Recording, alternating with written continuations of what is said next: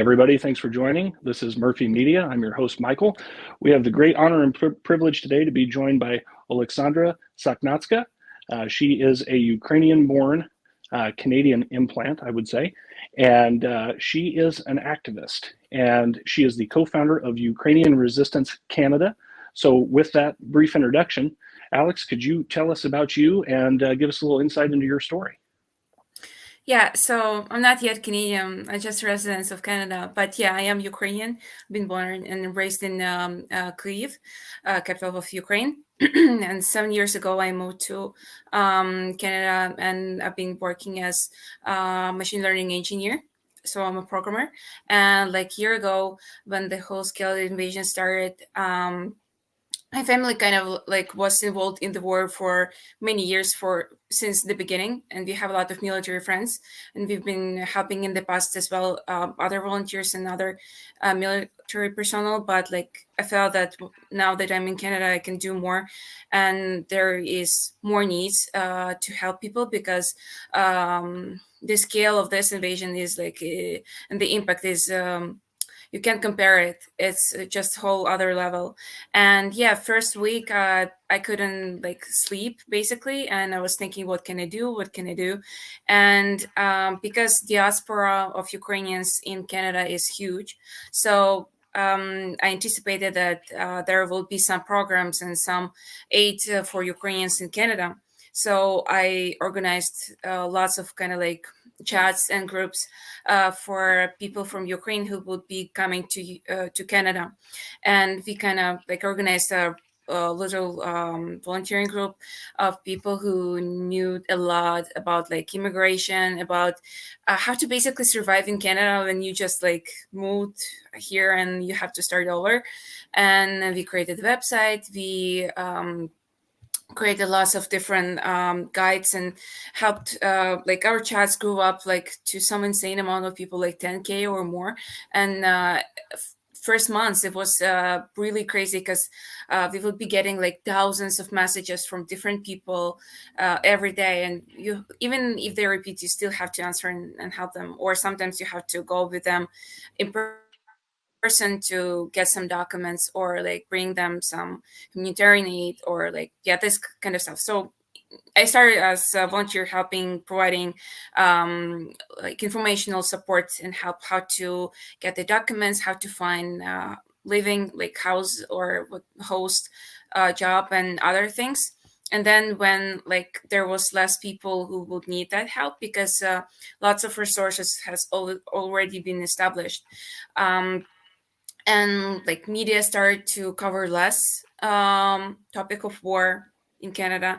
So me and my friends, we started kind of like organizing protests in Canada to help bring more attention and awareness, spread awareness regarding war. And so basically the goal of Ukrainian Resistance Canada is to, first of all, spread more information regarding war, show like people that we are still like here, that the war is still going on, even if the media is not covering and not telling people the truth about that. Like we will be those voices. And also we are helping to spread information regarding different Ukrainian events in Canada, fundraising efforts, and we've been able to help other volunteer groups who are focusing on bringing like different kind of aid, medical aid, or tactical aid, let's put it this way. um, so yeah, kind of like here, there, everywhere, trying our best to help as much as we can. Well, I think you're doing a wonderful job. You talked about helping people, refugees, essentially, that have been affected by this conflict, helping them find a home in Canada. What does that process look like? Helping them find a home, helping them find a job. Are you helping with the immigration process also? So the law is really interesting regarding that. So since we're not getting any money from that, like it's all legal for us to kind of help them understand like what it looks like, the whole process of like getting the documents and finding help in Canada. So as long as we are not taking money, and we are not taking money for anything because we are volunteers, we created like a website where we stored all the information from like governmental sources and files. We just translated them, and kind of we were one of the first who started doing that, because not everyone can understand English. And yes, many resources are not translated. And for example, the biggest Ukrainian organization in Canada, Canadian Congress, they're also providing lots of support. But at the beginning, people still had a lot of questions, and it was all confusing. So what we basically been like online call center, but not like a call center, but like a chatbot or whatever. So we gathered lots of information regarding the process of application. So like step by step, how to like what options do you choose, because like it's bureaucracy and it's really confusing. And response from immigration center will take forever. Second step, like different options, like we gathered so many resources because we knew so many different volunteers in this kind of industry. So like for example, if we know that some volunteers or some companies are providing help to like get cheaper or free tickets, we would be able to help people, like tell them, look, you can apply for this and get aid to get to Canada. Or like for example, in case they come here, so after their application is approved, for example, they need to find a place, or like basically been like, like friends who have lived in Canada for a long time. We know how this works, how to settle your life here, and this and that. And basically, we've been answering those people questions in those chats, and just helping them to understand what they need to do and how to do that. So whether it requires to fill up the documents, we never filled the documents ourselves, no, but like if people will have some questions, we would be trying to explain them to the best we know, based on the government official information. And we always said that like we are not immigration consultants, so like please just understand that there are some risks to that. And we will be guiding them like what are the steps, the best things like for them in their situations to do. So for example, whether it's uh, we would always recommend them to try to come like try to find the host or like house or place to live before you come here, because sometimes charity organizations that they can't really place you to live somewhere, they might not have resources, or like it's just fully booked, and then you might end up in a bad situation. So it's better to be safe. Or like resources, how to find a job, or like make a resume. And we will organize this like little um, make this little videos or like online sessions where we will be sharing our own experience, and different things that exist in Canada to help people. For example, food banks, or like job search resources from Canadian government, or just in the open, like in IT or any industry. And basically also kind of supporting people and trying to explain them more about the culture, to, feel more comfortable and not be surprised, because Canada is quite different than like from Ukraine and Europe. And yeah, I feel like people would feel safer, understanding better where they're going and what they're doing. So yeah, basically ton of messages and calls, and sometimes we would go to like some places to get social security number or OHIP card or something to help them and like translate. I remember like there were several cases like that touched my heart the most probably. And those are really crazy stories. Like the crazy story probably is this guy, he was literally like crying in in the chat. So and he was like really nervous, and I know a lot about mental health, so I felt that there was something wrong, like something really serious. We need to just talk one by one, because like in the chat it just not not that good. So we talked, and he told me that how do you say that, like he's working on the boats. So he was I don't know whether he was fishing or something, but he was working on the boat when the invasion started somewhere in Europe. And he is from Mariupol. And his family, like his wife and kids, they were still in Mariupol when the whole scale invasion started and everything started. And like he couldn't come back or leave or do anything.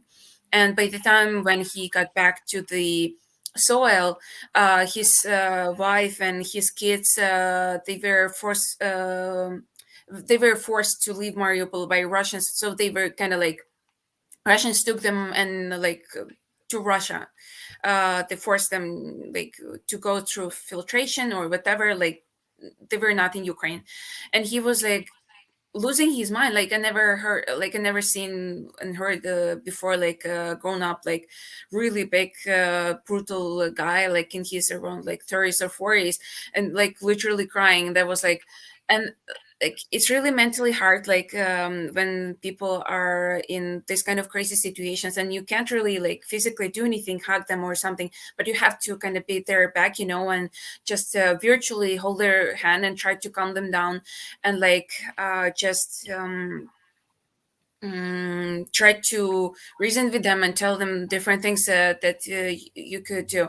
And luckily, that's great news. We were able to help him, like first of all, like fill up the documents and the stuff for himself to come to Canada, and also for his family. Back then, it was still possible to apply and go to like.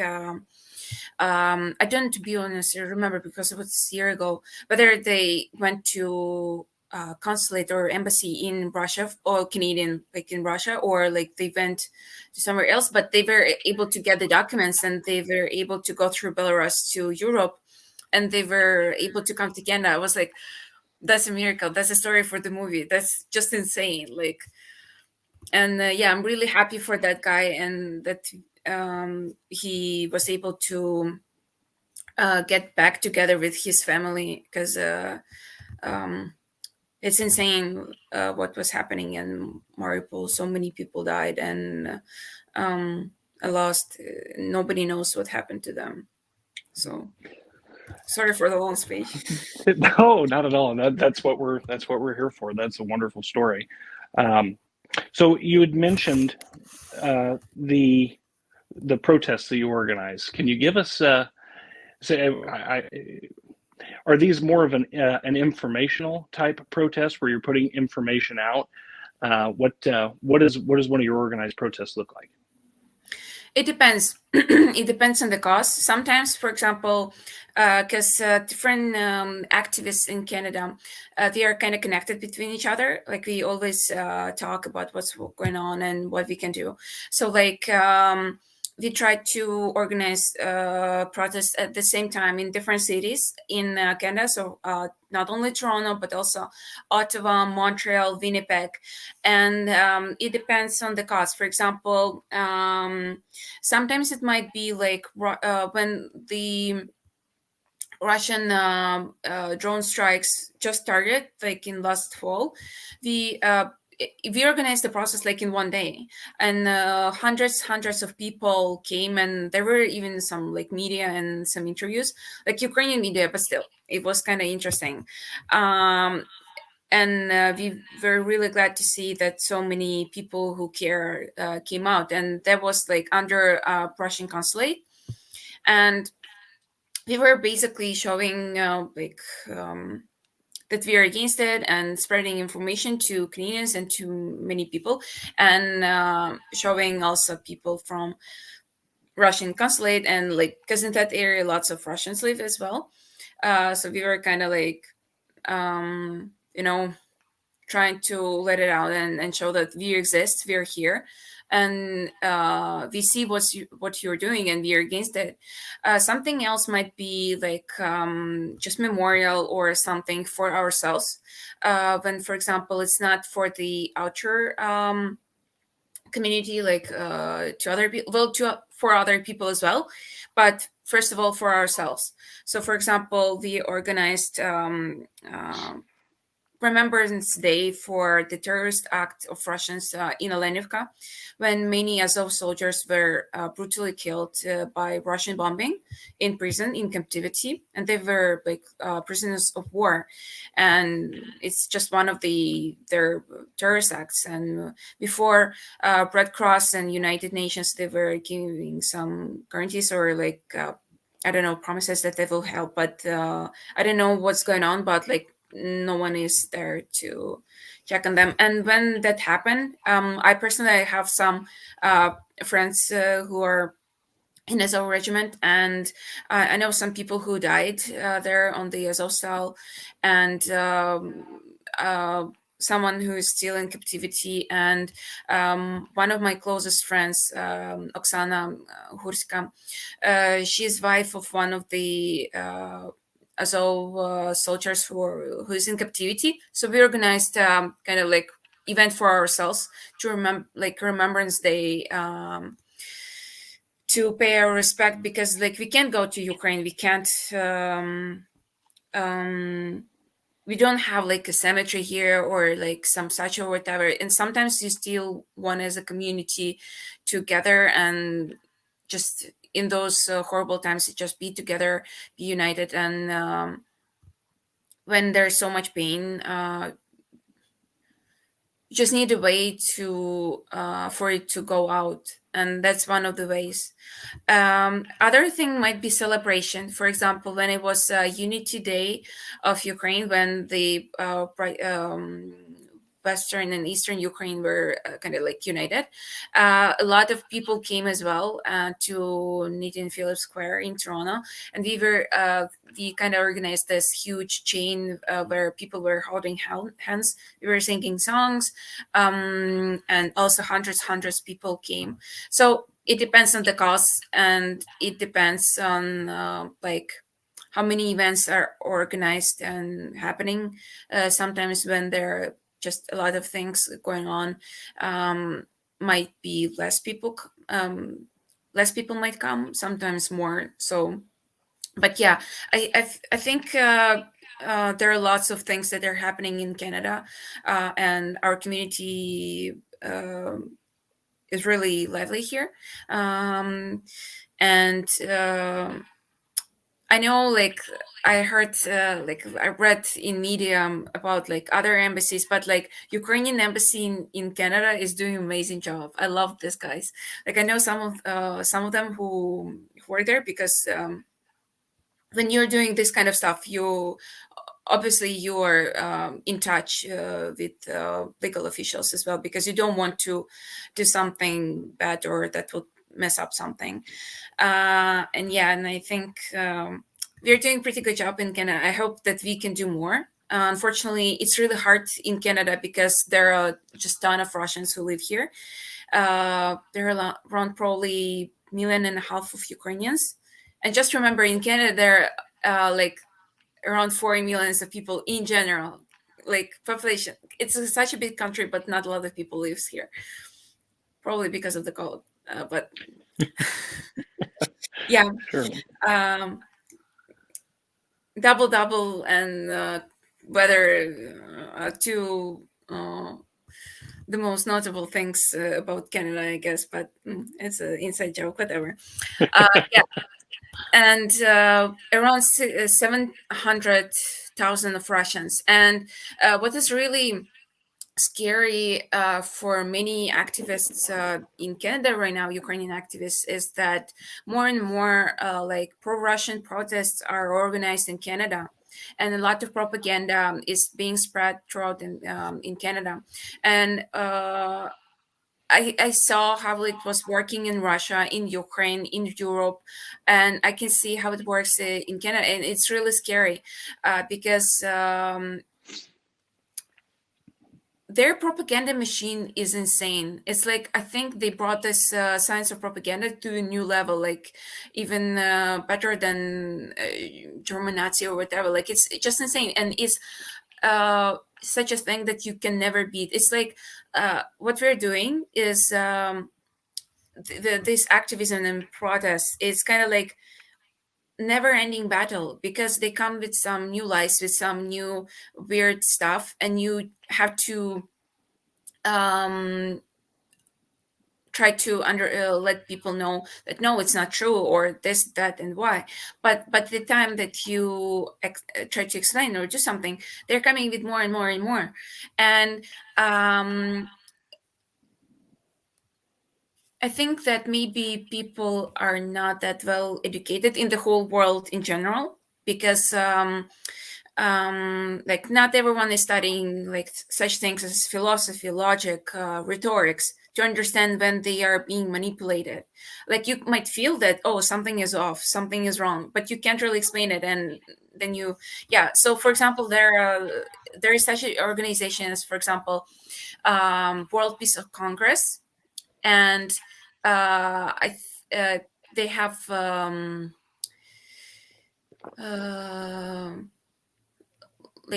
unit in Canada. It's called Canadian Peace Congress. And I don't know exactly about like other such organizations in other countries, but in Canada, they're standing for demilitarization of Canada. Canada should leave NATO, and like, oh, we should negotiate always, and like try to avoid battles or protect ourselves. Like, why do we need so army or this, that? And I saw how that was working in Ukraine as well, not so long ago, and it's really dangerous, because like some more and more people start to kind of support us, and you have to really go extra mile to explain people why it doesn't work and why like it's so dangerous, because Canada is not like US. Army is pretty small in Canada, like around 80K. I really appreciate what the Canadian government is doing, and sending lots of help, training our soldiers, but we just don't have that much stuff in Canada. I'm pretty sure if we had more, we would send more. We just don't have that many. Like, just so you know, we had 84 Leopard tanks, and I think we sent 4 of them to Ukraine. So, and yeah, it can be tough sometimes, and I see that there is more and more Russian protests and activity in Canada, and that kind of scares me a little bit, because like, where is it going? Like, because Ukraine depends on Western support right now. So, and I understand that lots of people are getting tired of war. It is tiring thing, like exhausting, and despite like what some people might think that, oh, we're already winning, like the situation is really complicated and difficult at the front lines. Our soldiers are very strong, but sometimes like we desperately need more weapons, more aviation, artillery, especially. Like my boyfriend, he's paramedic in Canada, and he is volunteering as a paramedic, as combat medics with hospitaliers. And when he was in Ukraine, we were sometimes like on the phone, and he was in Lviv, kind of heard like artillery shelling constantly, like all the time, 24/7. And it's just insane what is happening there. And a lot of people don't really like understand that if Ukraine falls, and like what Russia's not going to stop. They just won't stop. And like people in Canada and US should remember that yes, there is one side to the world where like Russia is quite far away, but then there's the other side of the earth as well, like where Russia is not so far away from Canada and US. So like, just, I don't know, I hope for the better. Being trying to be optimistic and just do whatever I can to kind of like spread more information about the projects where people could donate money and really help, like Project Syrian, for example. That's a great project. I know Patrick is doing amazing job in like um, everything that he's doing with the optics is insane. Like I respect this person and everyone who's part of that project a lot.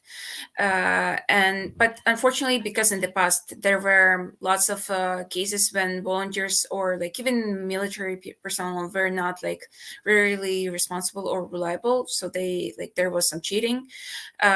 Sometimes it's kind of hard for people to believe and donate.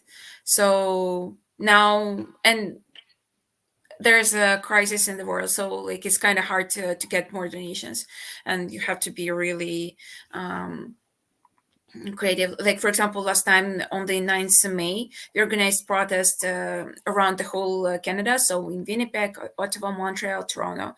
And some people, like in Ottawa and Montreal, I think it was more like just against Russian aggression and to remind how many kids died in the war. But in Winnipeg and Toronto, because there is also Ukrainian Resistance Canada in Winnipeg, my friend, beautiful Alina, she is kind of doing all the work in Winnipeg.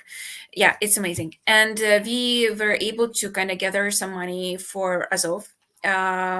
That's what we also do. Like after protests, we ask people to either send PayPal or like using Ukrainian cards or just gather some cash. When it was Unity Day, we helped to kind of fundraise like around $1,000 for drones for one of the intelligence units in Ukraine. So yeah, just trying our best. I think you're doing wonderful work. And I was going to expand on donations. You mentioned that people may be seeing, especially the latest action in the East, where Ukrainian troops are having some marked success, which is fantastic news. Now is probably the best time, as we're seeing these positive developments on the Ukrainian end, to really step on the gas. And how do people donate to an organization such as yours?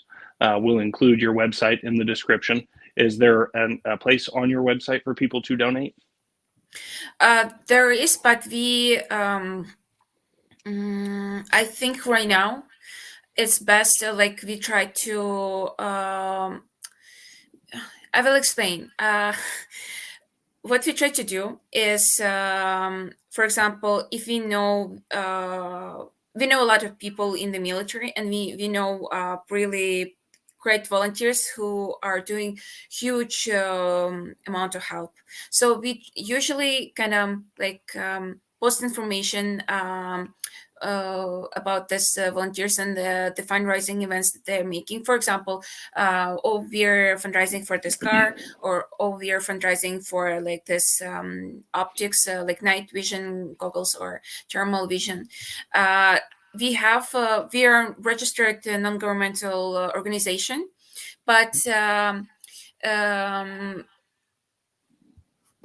we cannot like send tactical help. We can only kind of send like medical aid or like something that is not doesn't require certifications or something.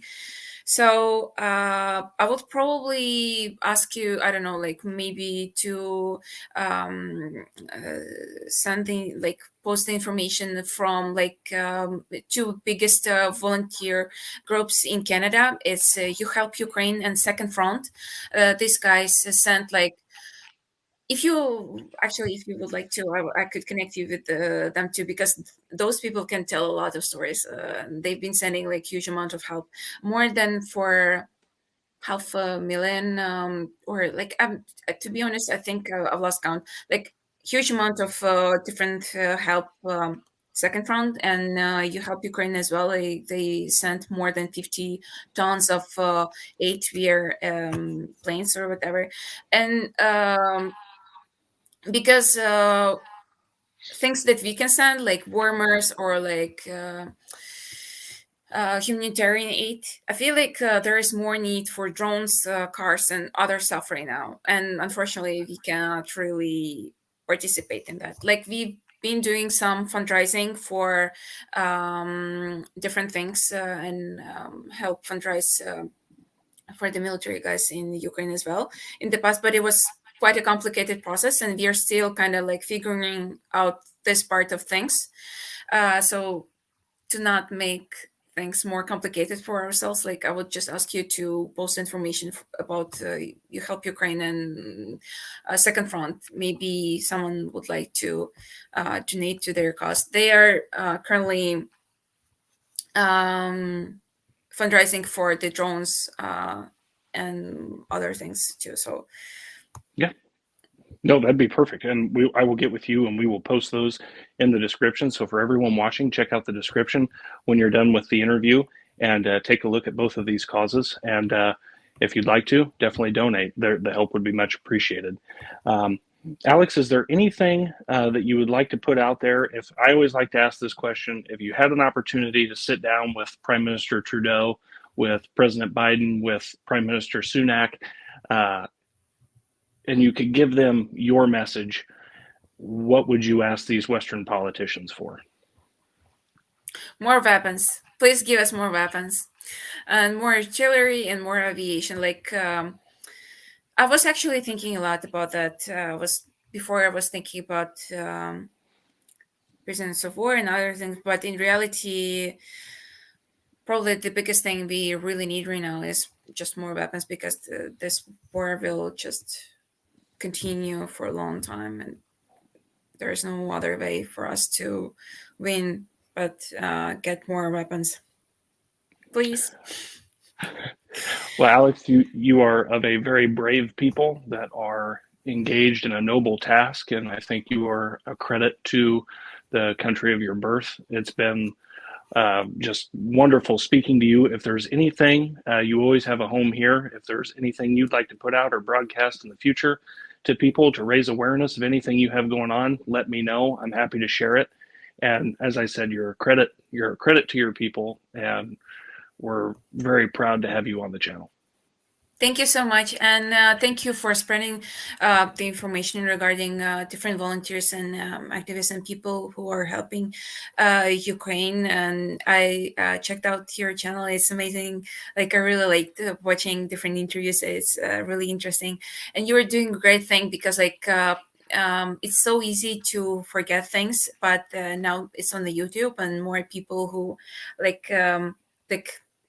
Someone in the future might go back and, like in 100 years and check out, oh, what was happening there, and hear first thing from the people. Like I wish sometimes I'm thinking, oh, what would it would be like if YouTube existed, like during World War I or World War II, like how much more insight and interesting things we would know about those things. So thank you for everything you do. It's impressive and much appreciated.